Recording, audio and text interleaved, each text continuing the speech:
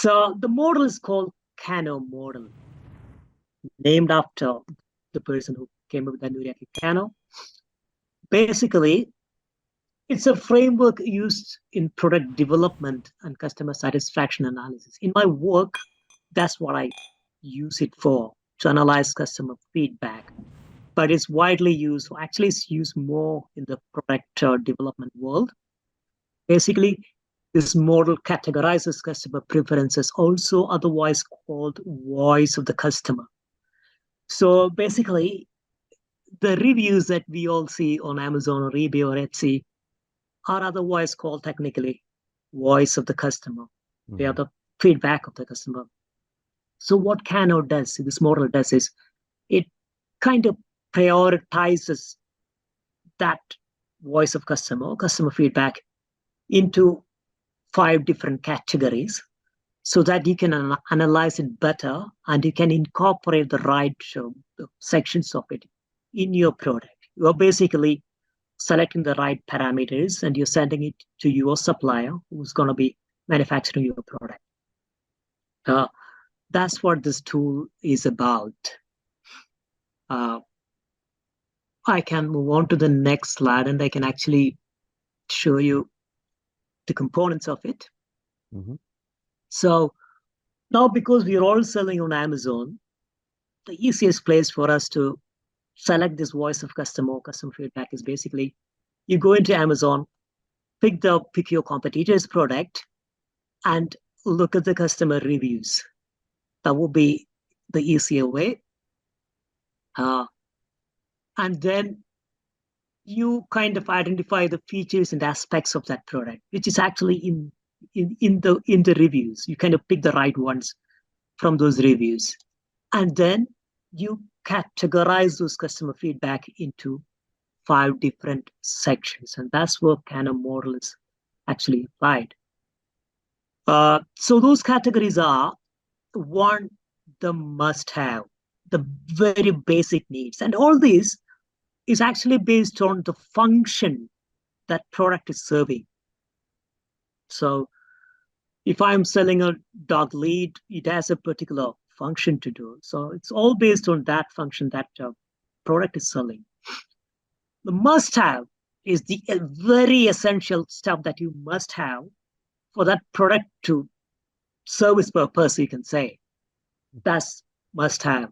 So in your customer feedback, you will see it must have that. It's essential. It doesn't work, or it doesn't work like that, or stuff like that. That's where customers are going to use their own language. So we have to pick it from that. So the first category is must-haves, the basic needs, otherwise called. The second category is called performance. I will come to this in a second. Meeting these are basic. These are the essential, of course, not must-have, but having this will satisfy the customer. We will come to that in a minute. The third category is called delighters.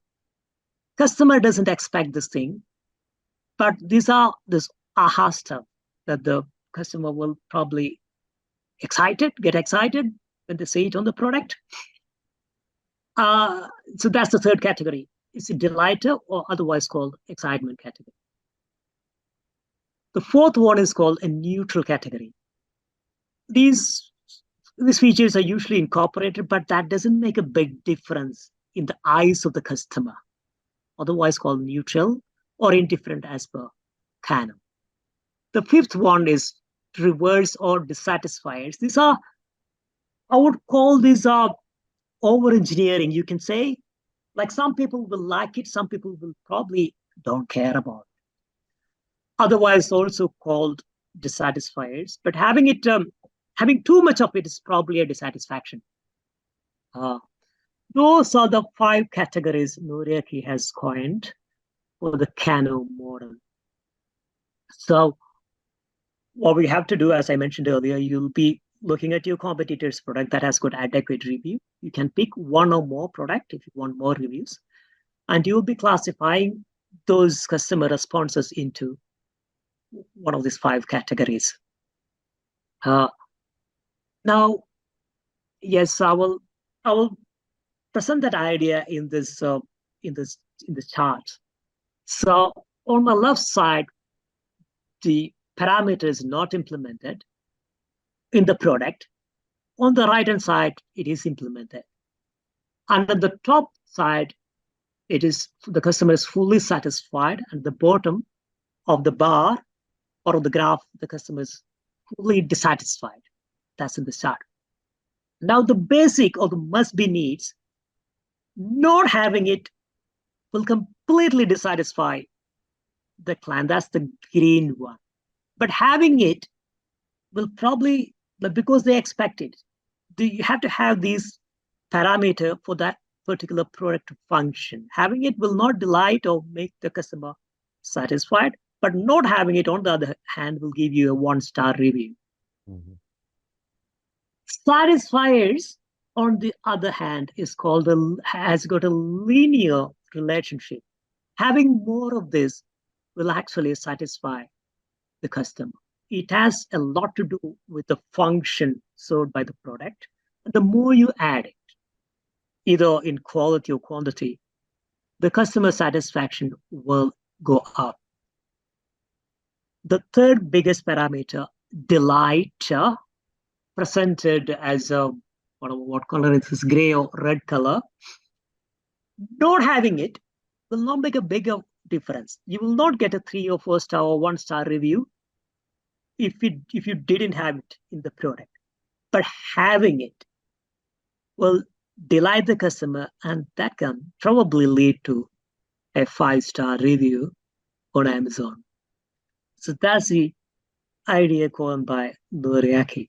Now it's entirely up. There are many factors when it comes to incorporating it. Cost itself is a bigger parameter. You have to have the basic needs met. That's a must. You also, I would say, you have to have, as much as possible, have to have the satisfiers or performance needs met. Delighters are optional. That depends if you can actually do it, if your budget allows it, and all those things. So that's the idea. Hey there, this is Neil Asher from the Aussie Online Entrepreneurs. I want to say a big thank you for watching this video. That video actually was from the regular Monday night Q&A session excuse me, that I have with the members of the Aussie Online Entrepreneurs. Over 2,500 of us now, and growing, by the way. We're the fastest growing community of e-commerce entrepreneurs right here in Australia, with sales, by the way, of over $50 million. Now, if you'd like to find out more about what we do at the Aussie Online Entrepreneurs and get yourself off there and come and join us, all you need to do is go to www.aussieonlineentrepreneurs.com.au, aussieonlineentrepreneurs.com.au. The link for that, by the way, is underneath this video, and I will welcome you with open arms and look forward to seeing you in the next video. Till then, have a good one. Bye.